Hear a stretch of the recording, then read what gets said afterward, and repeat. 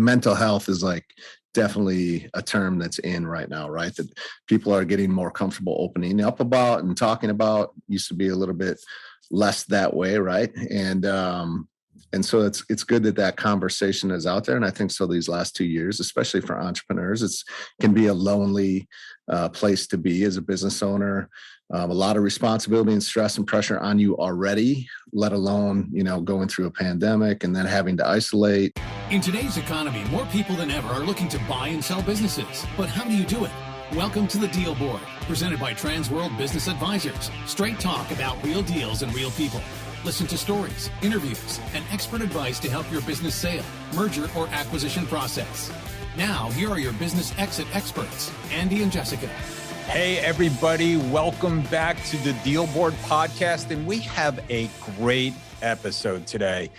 Both Jessica and I admire a lot of people. We look up to people. We have mentors in our lives that teach us to be better leaders. And today we have a couple of great interviews with people who talk about leadership. Yeah. And look, leadership is really important in even if we're looking in just in terms of buying or selling a company, by default, you are the leader of that company or will be. But these times of transitions is when leadership and leadership skills are really, really critical.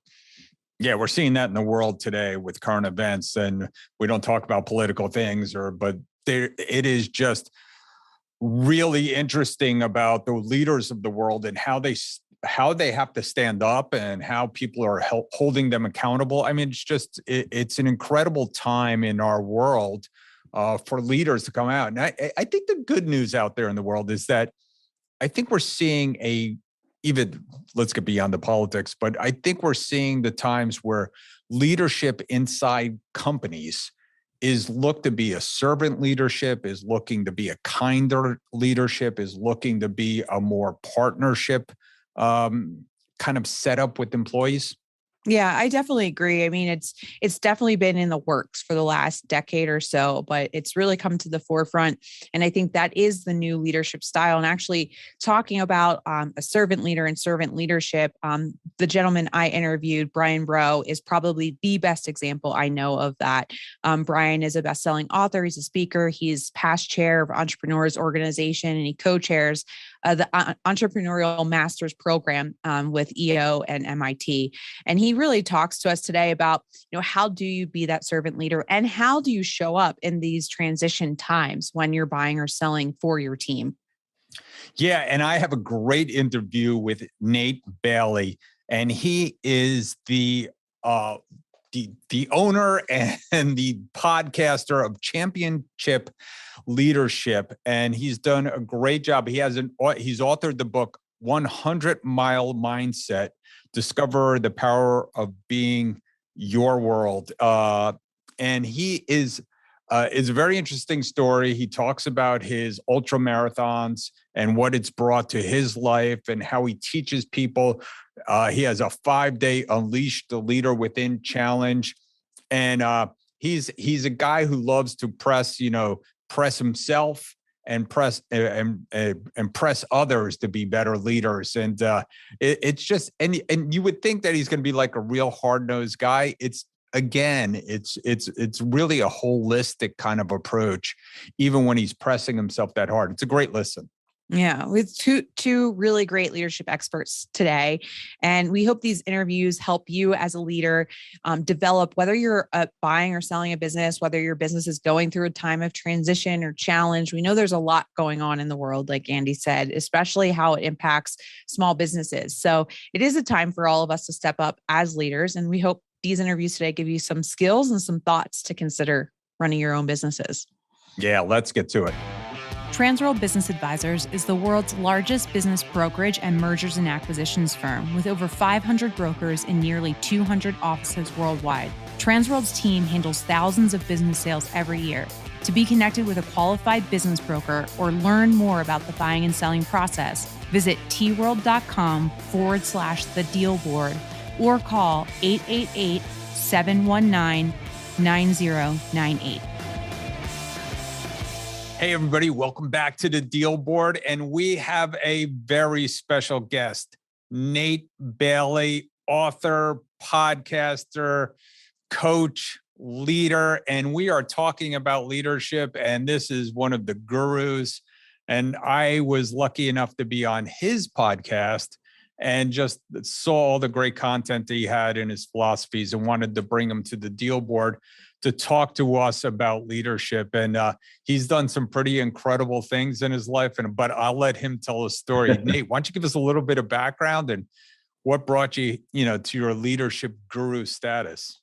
Yeah, you bet. Well, from a very early age, I remember a lot of like motivational speakers, people that would come travel across the country, and they would speak to us. Right? I don't know if you remember that as a kid. Yeah, sure. You get the announcement over the speaker from the office saying, "Hey, everybody report to the auditorium," and you knew, like, all right, like, we're getting out of class. What was number one?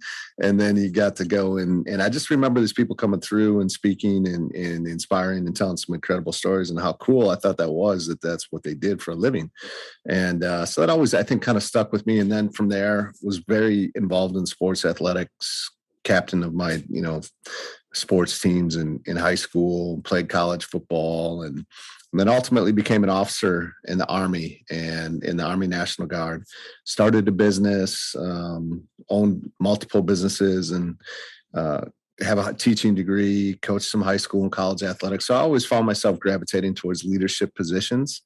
And I guess there was something, it wasn't necessarily that I was just like this natural born leader, but something inside of me definitely liked to be in leadership positions. And, like, I think just loved the challenge of helping and guiding other people and bringing them together towards one common cause. Right. So all that to say, I think that's kind of what's led me to where I am today. Never really knew this is what I was going to do as a coach, a speaker, podcaster, author. But here I am because of all the experiences that I have had leading up to this point. Well, let's talk about some of those experiences, because we were talking about that. And I do believe that, being a part of a leader is being kind of mentally tough and having those, some experiences yourself where you're testing yourself. And I know you live that very well. So why don't you give us a little bit of background about that? Yes. As you're guiding others, I think it's really important. There's always kind of the minimum standard, right, that's set. And then I think that's a little bit more from my military background, right? As a leader, I believe that you should set the standard. You should be the example. And it's above and beyond whatever that minimum requirement is, right? So if we want to be championship leaders, you gotta set the bar really high, and then you gotta live up to that. And so that's the same thing as a coach. When I'm asking people to do things in their life, to make shifts, it's important for me that I'm out there and I'm kind of doing the same thing, and even more than I would ever ask anyone else to do. And so, I've done a lot of crazy physical challenges because I've seen the benefit that has in carrying over to all other areas of my life. What's required to go out and run 100 miles or to do this 52-hour event that I did straight through with no sleep called SEAL Fit Kokoro, kind of modeled after Navy SEAL Hell Week and led by active and retired Navy SEALs. Some of those challenges, the preparation that's required to be able to show up and be successful or have an opportunity to be successful, as well as just what it takes mentally, physically, emotionally, the perseverance that's required to go through some of those events and to actually come out the other side and finish, help me to be a better husband, a better father, a better coach, a better business owner, a better person inside of my community. So the benefits are crazy, but it's not easy, right? But again, nothing in life is easy. And as a leader, there's a responsibility and a weight that you always carry as the leader to be that example. Some people are willing to carry that, and others aren't. But we always have a choice, and when you're in a leadership role, it's definitely a choice to be in that position. So with that comes that responsibility. So yeah, that's what drives me and pushes me to do some of those things. So I get to talk to a lot of young people, and I was fortunate enough to get started early in my entrepreneurial life. I think that's one of the reasons why I'm successful. I just had time to be a failure at some points, Yeah, So absolutely. what's your advice to young people to, because I'm always like, you just got to do it. You just got to jump in and get involved, and you're going to make mistakes. What's your advice to young people who are looking maybe to be an entrepreneur or want to be a political leader or a spiritual leader or? Yeah, I think kind of what you just said, right?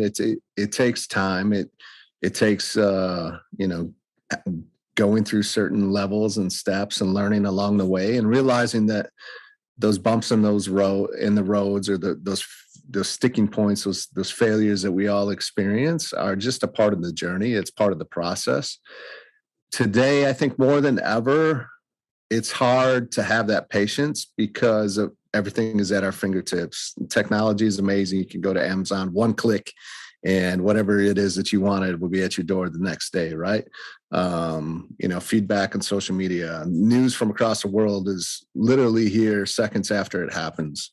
And so with that social media presence, you also see others that maybe, hit the jackpot and got to where you want to go in a very short amount of time. And then they try and convince you that you can do it too, right? Well, there is just a certain amount of time and experience and a certain amount of,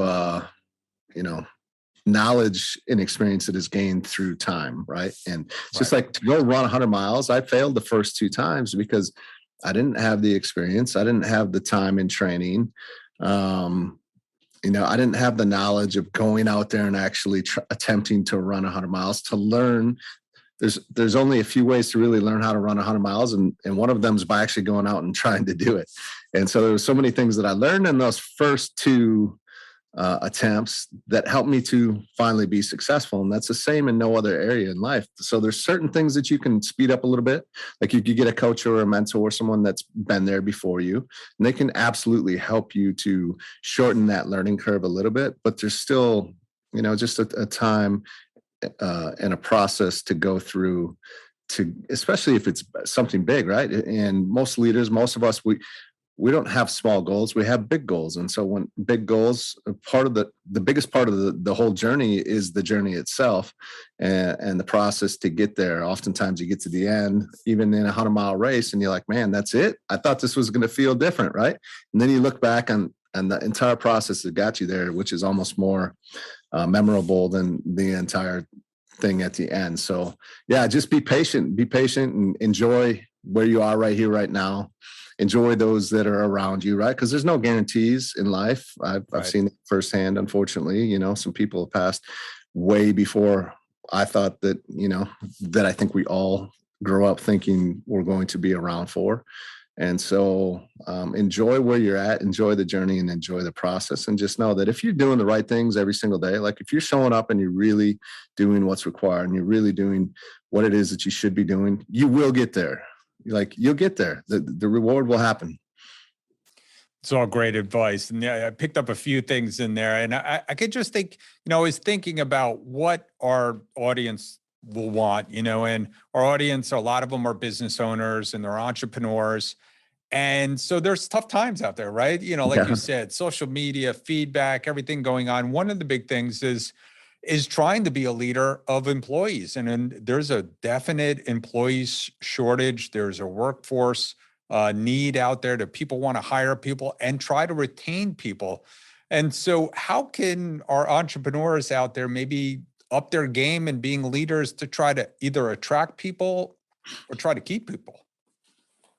Yeah, I think what an incredible opportunity it is during this time to be able to do that, right? Because there is such a shortage and it is a little bit mind blowing. And I don't know if it's necessarily because people don't want to work, but what can you do to set yourself apart from everybody else? And I don't think it takes a lot to differentiate yourself from your competitors, right?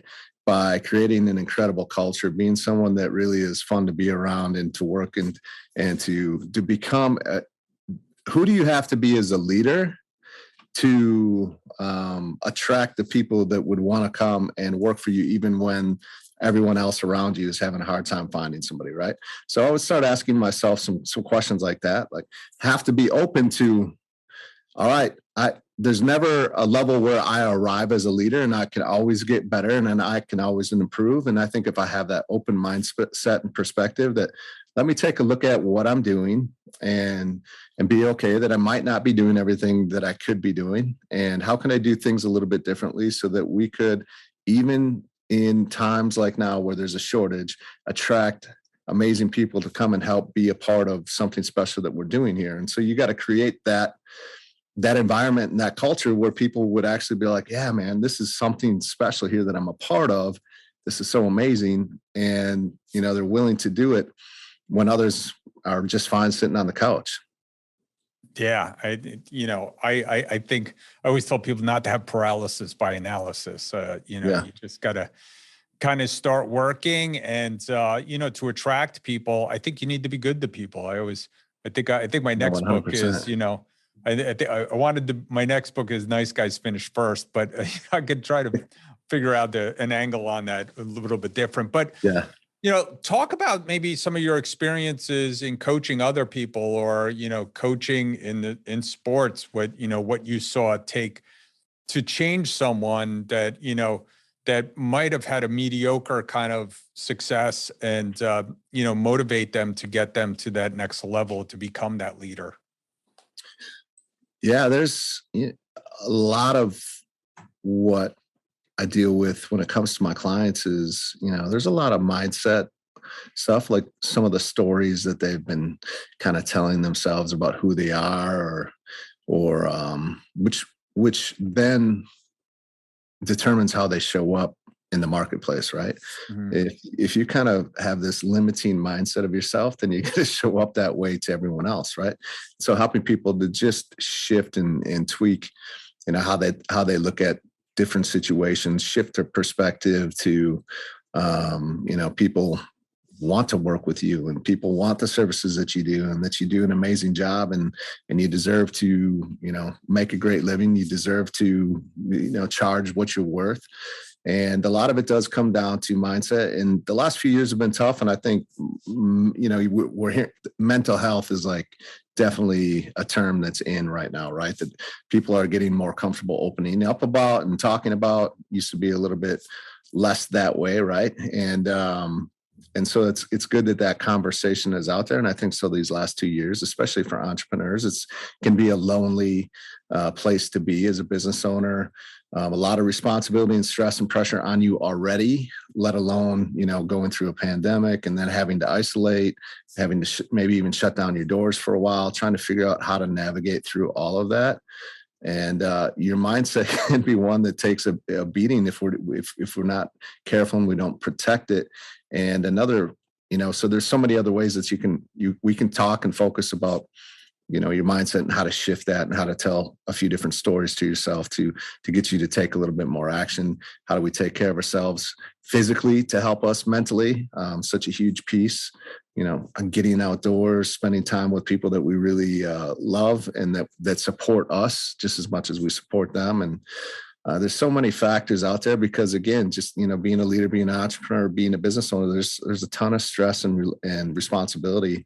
And if it's something that you really, truly care about and something that you're really committed to and convicted to doing and seeing through and not quitting, perseverance is a huge piece of that. And so how can you put yourself in more positive environments and around more positive people that will help you to, see the sunny side of things versus the dark side of things. Feel like today we just so much negative energy and negative, from the news and the media or whatever it might be, right? Where doom and gloom seems to be around every corner if we look for it. So shift that perspective to look for the positive in everything, and you'll start to see more of that, right? Yeah, I agree. Like, I think mental health is a big thing that we've ignored for way too long. And certainly this pandemic has brought that out to the forefront. I've been quoted as saying recently that we have vastly underestimated the mental health toll that this pandemic has taken on people for numerous reasons, for people just being scared to get back out there, even though there are options for protecting yourself against the virus. People are just scared to death to kind of move on. And I think kids and high schoolers missing their senior years and their, all these events that happened in life.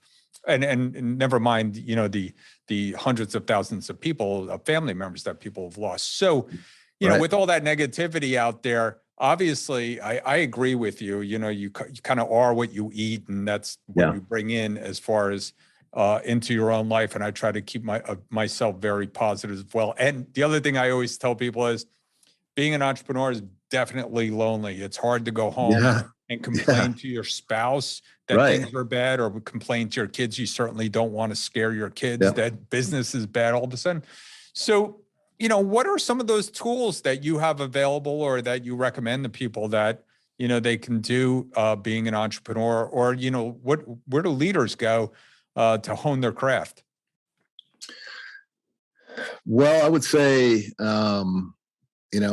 coaching is very important. Yes, I'm a coach, but I've, from Tom Brady to Tiger Woods to, in athletics, growing up, you always had a coach, right?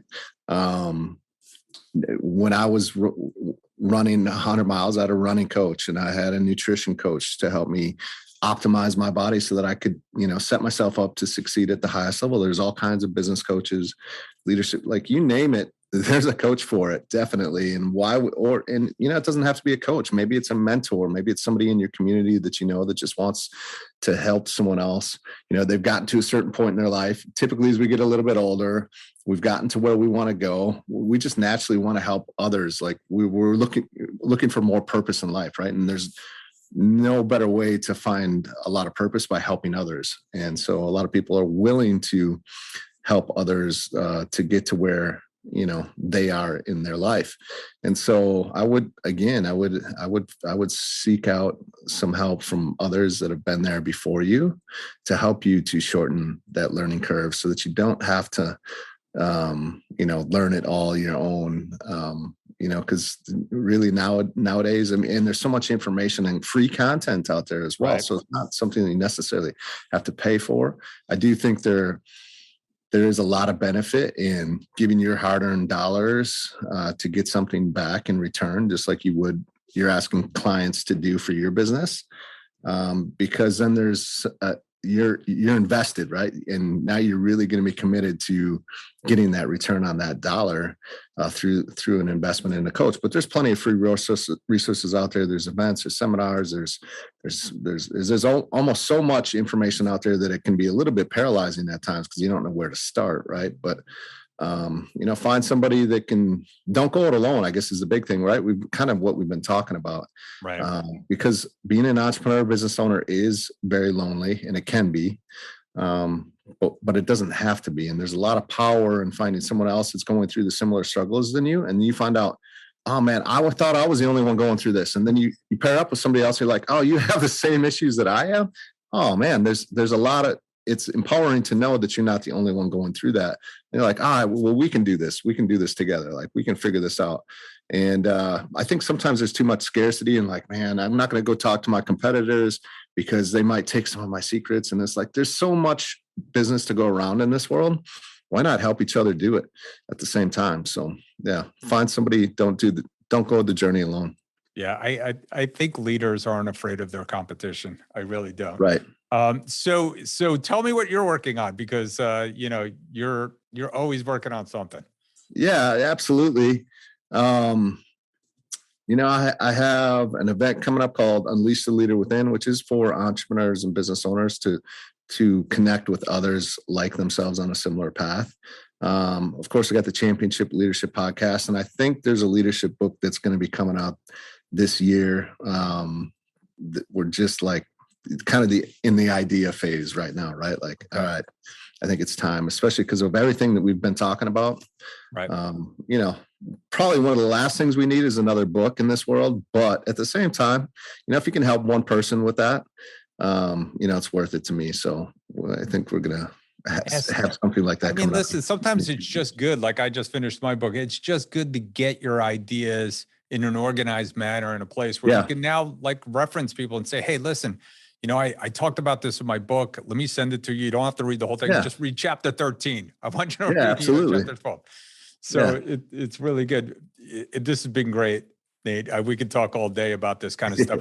What's the best way for someone to get in touch with you if they want to learn more? Yeah, you bet. I always say the best way is just go to my website because, you find my email, on my social media contacts are there. Everything that I'm up to is there, podcast, books, blog, events, programs, things like that. So yeah, natebailey.org. That's great. And yes, you have an amazing podcast and very highly rated. So thank you again for coming on today and talking about leadership. It's been great. I appreciate it, Andy. Thank you. Hey, Andy, do you know what time it is? It's time for our deal of the week. Deal of the week. Sold. Hey, everybody. Welcome back. It is Deal of the Week, and I have Michael Snider of Trans World Business Advisors of Cleveland West, and he just closed a very nice deal, and I definitely wanted to get him on because these are the types of deals we're doing these days. And so, Michael, welcome, and why don't you give us a little background of what you just sold? Yeah, thanks, Andy. Great to be with you. We had a very interesting sale up here. It was in the medical service industry, which is a very marketable business. And it was it's a smaller business. They did about $1 million in sales, but the net profit margin was like 40%. Right. And so what we did a little pre-market where we marketed the business out on some websites, and we started getting a lot of activity saying, hey, when you put the package together, we want a package. And so the first day that I publicly marketed the business, I received an LOI. Wow. The LOI was a little bit lower, so I went back to the buyer and said, hey, I'm getting so much activity. This business is going to sell for full price. And within 2 hours later, he gave me a full price offer. Nice. So, I mean, you think, that's like hitting a 3-pointer, right? Yeah.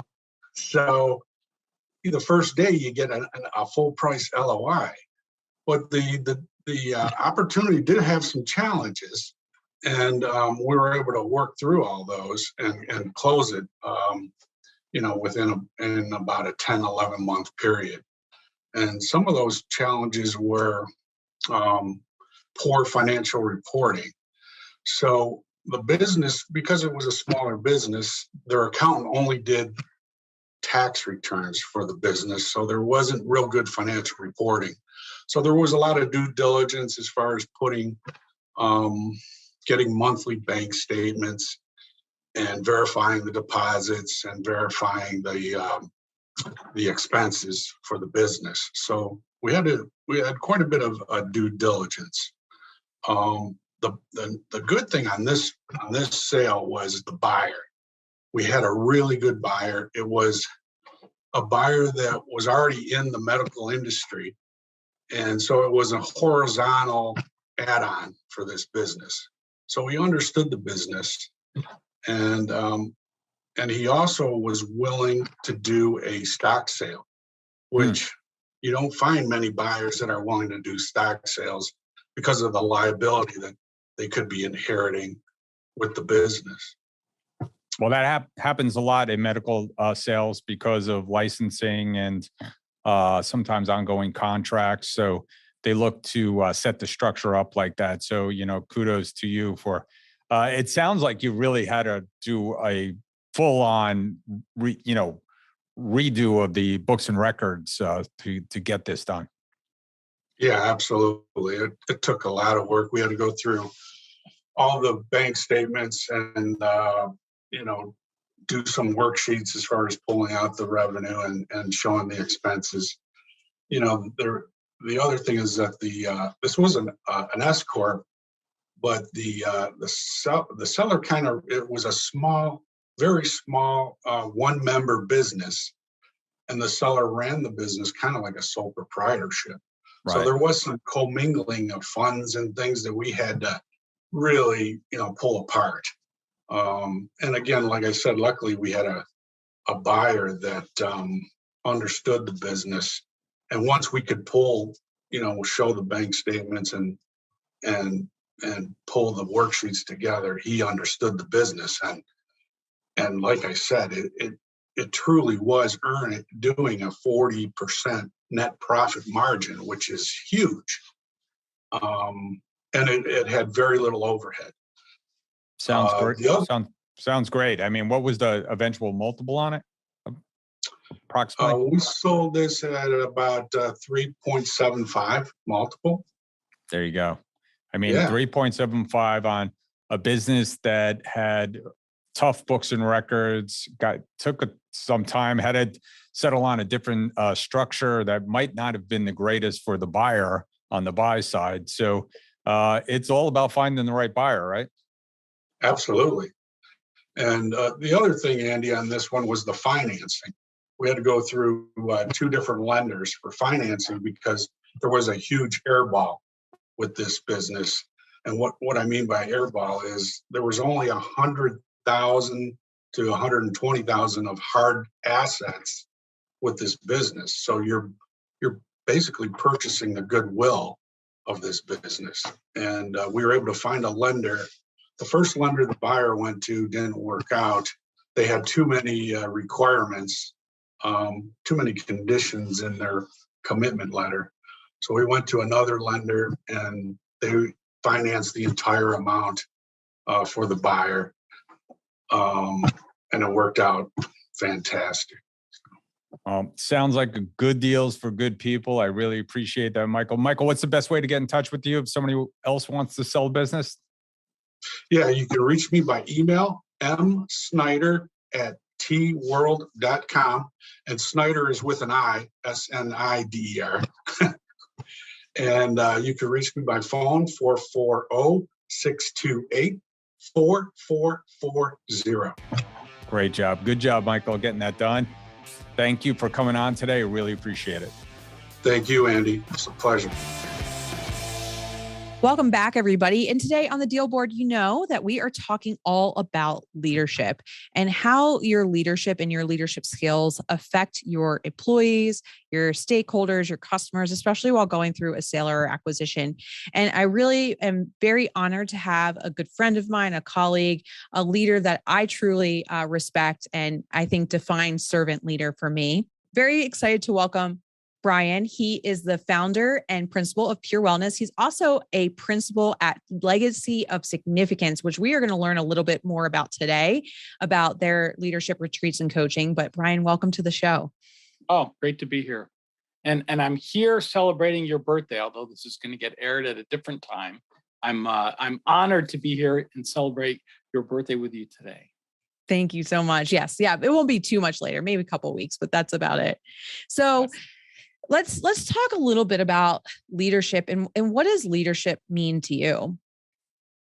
I love the definition of leadership that two women from Harvard use, Sheryl Sandberg and Frances Fry, and that is leadership is about making others better because of your presence and making sure its impact lasts in your absence.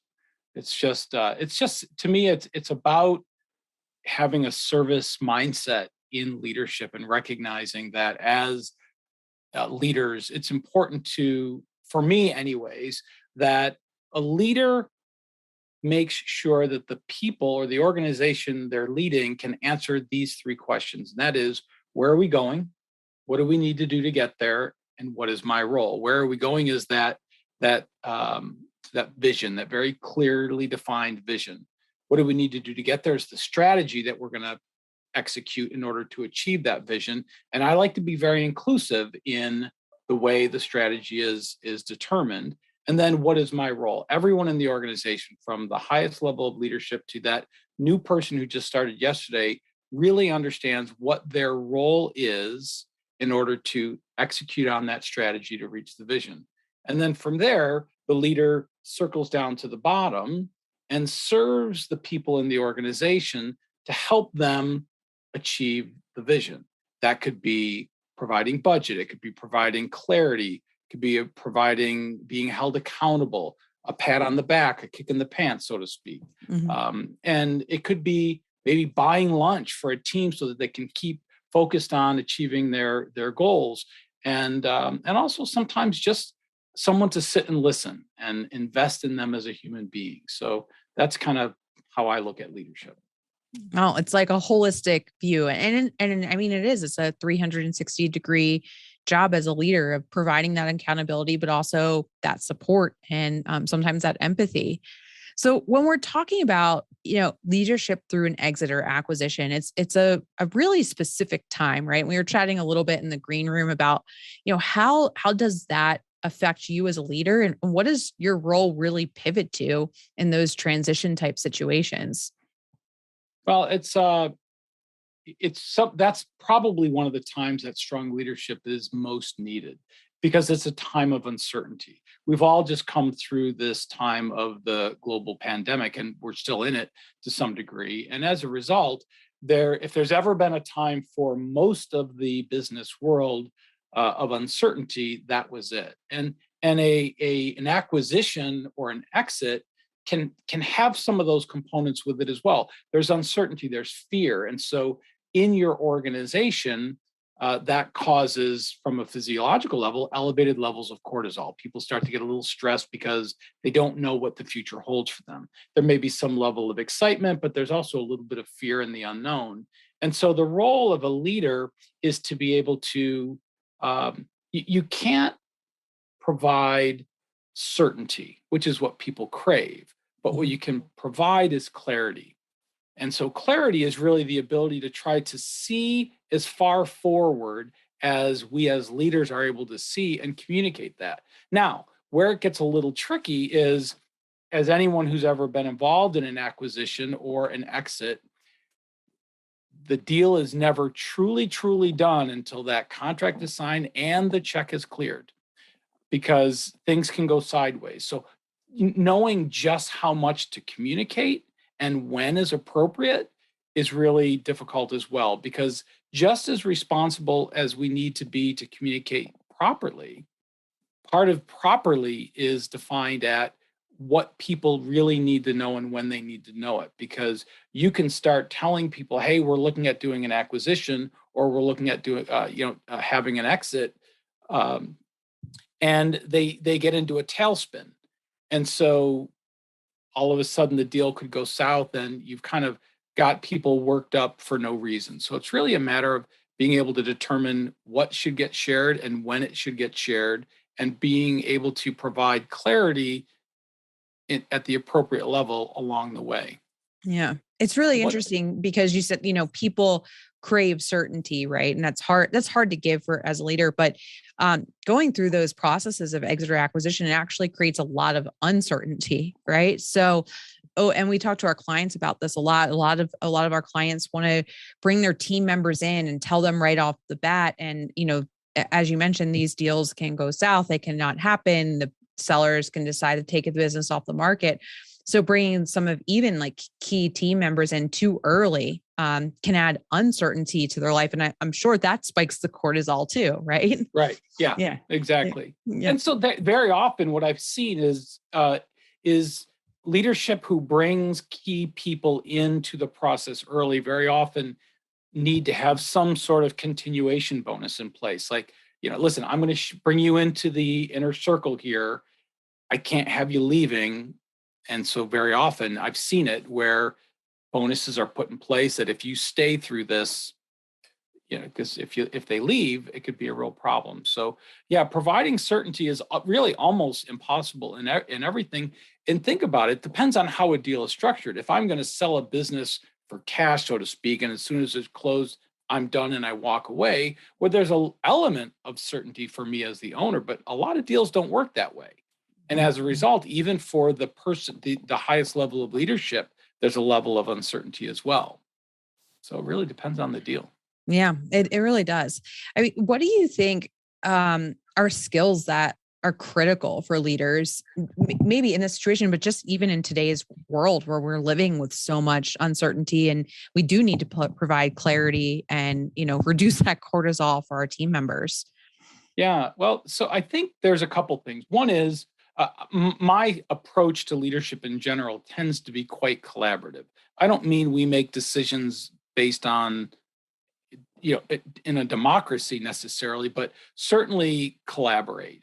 And when there's so much uncertainty, bringing other people into discussions, key people into discussions is important, I think, because we don't have a crystal ball.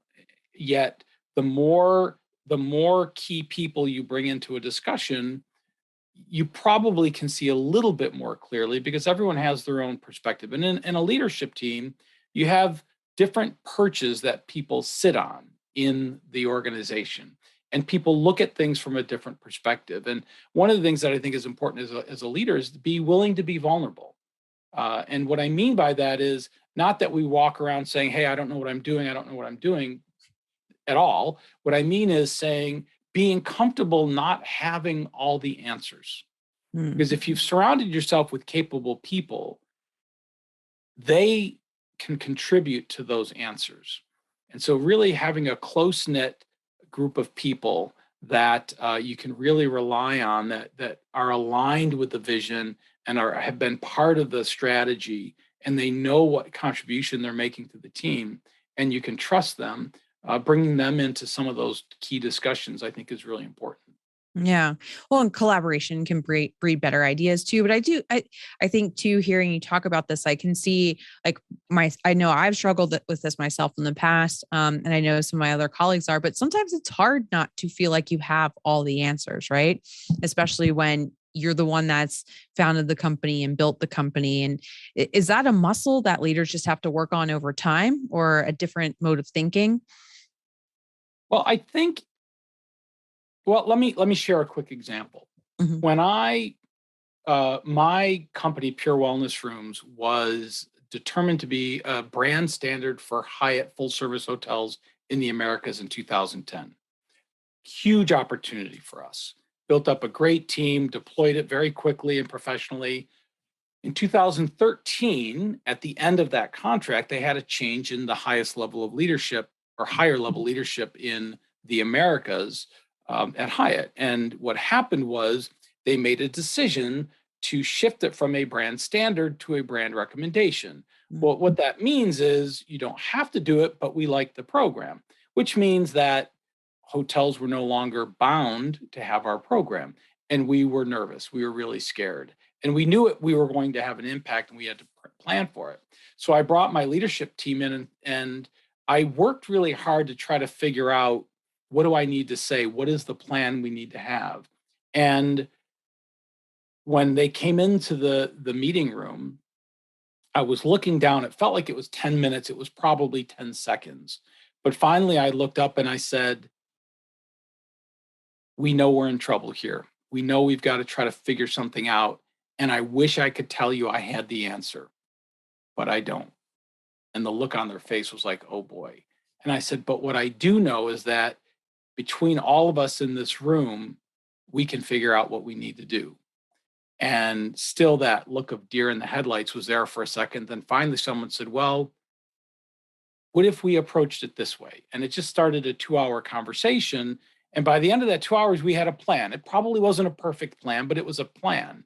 And as they were all leaving, one woman from our executive team stayed back, and she came up to me and she said, I've never seen you be as strong as a leader as you were today, which was the opposite of what I felt. I felt like I wasn't being a good leader. She said, you were honest and you let us step in and help. And it empowered us to be part of the solution. And it was just a really powerful moment for me. And it taught me that, hey, listen, I don't have to have all the answers. But part of what my role is as a leader is to help us get to that end result, to get to where we want to go. And if I've hired the right people, I don't need to do that alone. Yeah. So I think it's just a matter of saying it's okay not to have all the answers, but make sure you surround yourself with good people and then ask them. Yeah. What a powerful moment in a company, right? So that's a great story. Thank you for sharing that, Brian. So before we jump into like the how to build this muscle, just a very stereotypical question, but do you believe that leaders are born or made? I believe they're made. And I know that's tough because for most of my career, I probably would have answered that differently. Um, However, I think that, I look at the way I was raised and in the family that I was in, and there's a lot of leaders. My brothers and sisters are all leaders in their respective careers. Um, and yet we're very different people, very different individuals, but yet we're all leaders in the roles that we play in our careers. I believe that um, growing up in a very servant minded household was a key part of that for me. And it just taught me how to view people. It taught me how to serve others. It taught me how to be confident and be a leader. And I never thought about it really growing up. In fact, my son was 5 years old when he had an experience with my father that really kind of drove home that I stepped back and I said, wow, I realized I've grown up my whole life with that environment and never really was aware of it. But I think it's also just the experiences that we have in life. It's learning from failures. I think probably most great leaders have had failures. It's very easy when we have success after success after success to just be looking forward and never looking backwards. And yet it's the failures that cause us to stop and look and say, what did I do wrong?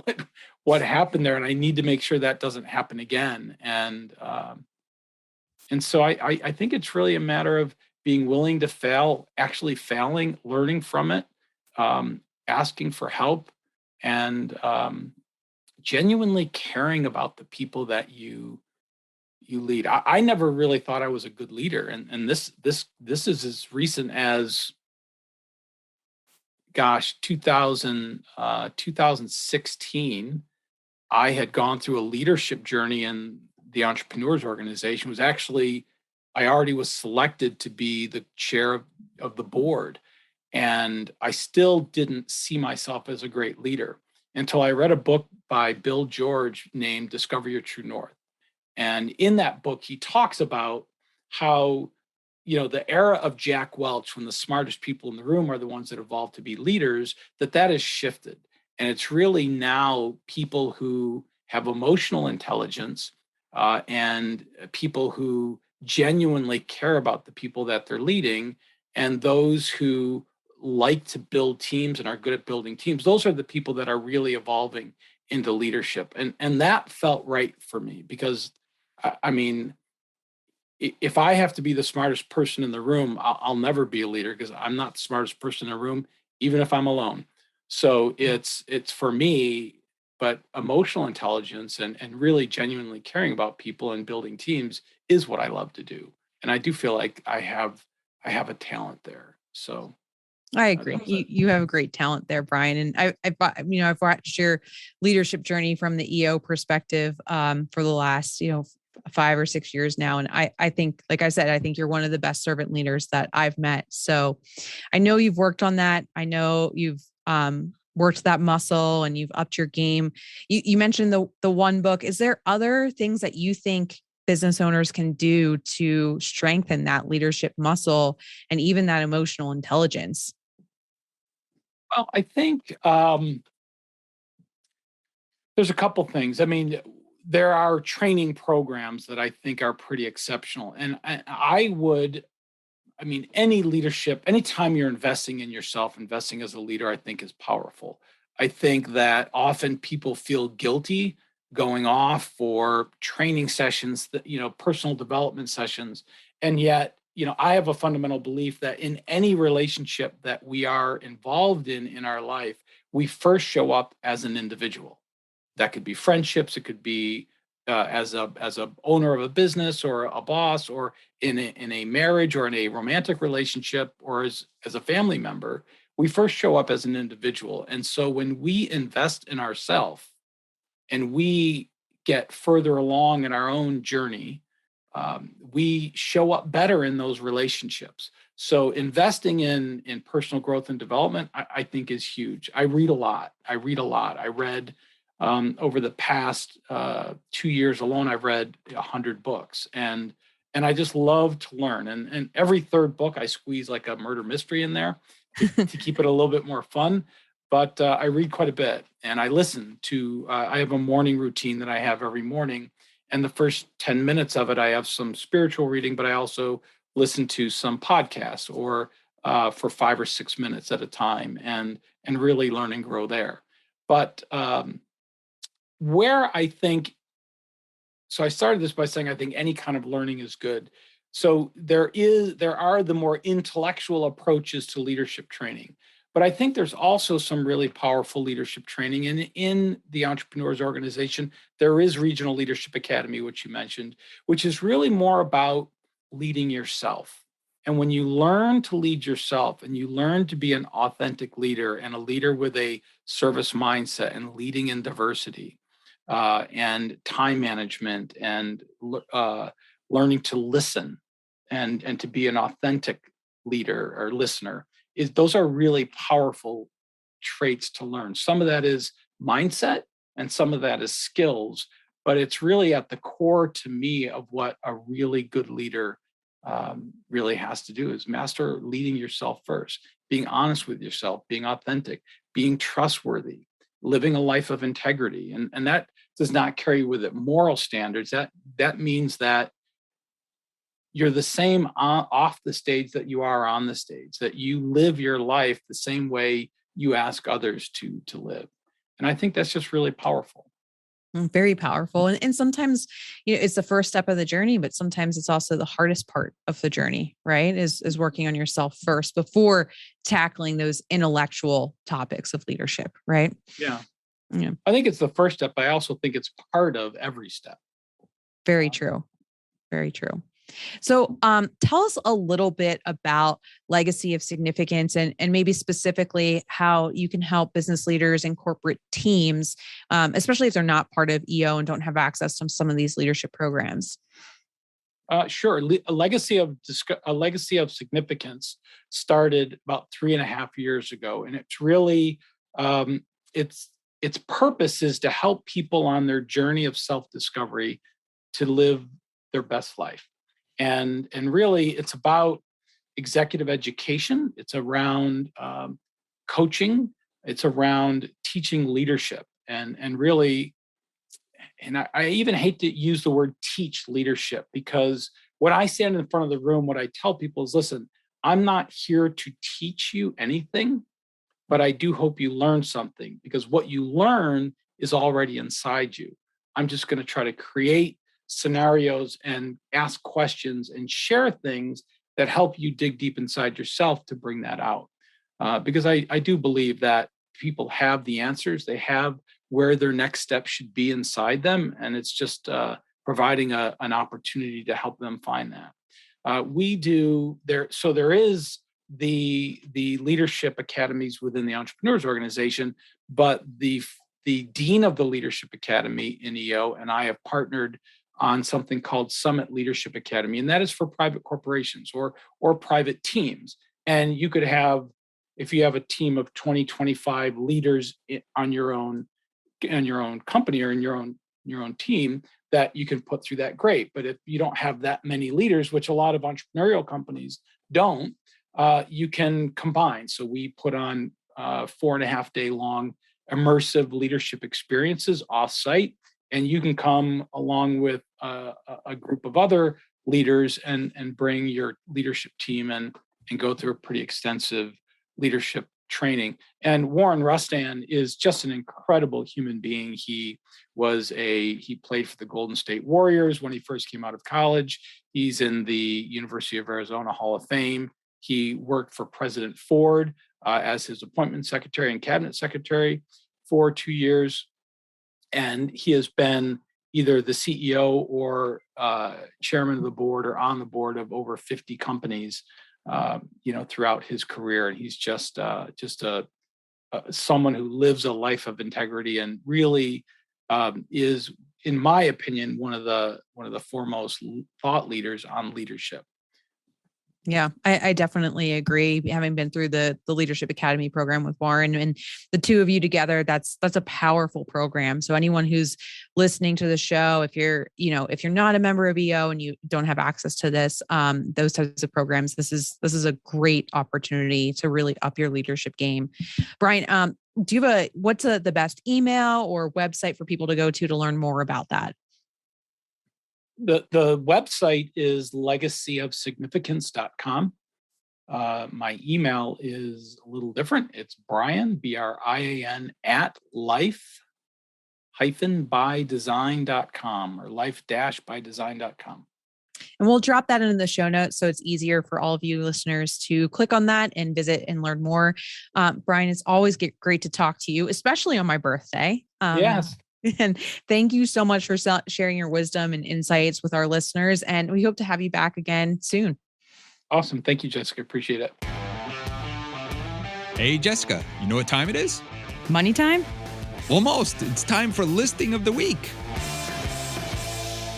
Hey, welcome back, everybody. And we have listing of the week with Tom Milana, the international broker, but he's based down here in South Florida, Transworld Business Advisors of Fort Lauderdale. And Tom, you just signed another international deal. So tell us about a very interesting company. Yeah, I sure did, Andy. Thanks for having me again. It's persistence pays because I've been working on this seller for about 7 months now. This is an elevator repair company in the Turks and Caicos Islands. They're headquartered, home-based operation in Turks and Caicos. They're actually a part of a much larger Canadian outfit that is selling their Caribbean outfit. They are doing great numbers. They got gross revenue of about $2 million a year, big profit margins. We're looking at an owner's benefit somewhere around $600,000-$700,000. And they specialize in new installations and repairs and maintenance of existing elevators, everyday elevators. We're on the market for $1.95 million, and they're willing to do some owner financing with at least $1.25 down. All right. Excellent opportunity, good contracts in place. Company's been around for a long time, great reputation. So you want to go up and down in the Caribbean, this is the place. Sounds like a great deal. Do you need to be a resident or? You do not. What's nice about this is Turks and Caicos, first of all, is 100% English language based upon the US dollar. No residency requirements, although if you buy this, they'll probably give you residency. And it is one of those British sovereigns. So, everything is it's pretty easy to deal with. The ideal buyer for this could be either a European or a Canadian looking to move to the islands. We're working on what it takes to do it as an American, but Canadian, ideally. Excellent. Well, it sounds like a great deal. What's the best way to get in touch with you? Sure. Email is tom@tworld.com or my cell phone, 561-702-6867. Great deal of the week. Thanks, Tom. Thank you, Andy. Thanks for tuning into the show today. If you like the podcast, share it with your friends on social media. And don't forget to subscribe and leave us a review on your favorite podcasting app. If you have questions, would like to appear, or have suggestions for topics for the show, get in contact with us through our website, thedealboardpodcast.com.